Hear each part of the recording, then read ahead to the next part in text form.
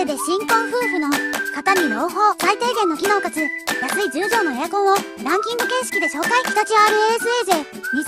RASAJ2825S コンパクトモデルで狭いスペースにも設置可能。スマホで操作、白くまくんアプリ、シーズン前に自動点検してくれるからエアコンに不具合や汚れを発見しやすい。パナソニック CS の 285DFL。 暑すぎたり寒すぎたりすると自動的に運転スタートする室内見張りを搭載。匂いやカビ、花粉などの有害物質を抑制するナイノ X も搭載だから綺麗な空気に。三菱 MSZGV2825。 室外温度50度でも運転可能。猛暑の中でも助かるストローンク冷房搭載。設定温度になったら送風を停止して湿度を抑える。内部クリーンでエアコン内部のカビを抑える。いかがでしたか？新婚夫婦でまずは最低限の機能を備えたか、予算を抑えたい方、ぜひご検討ください。今すぐエアコン本舗へ。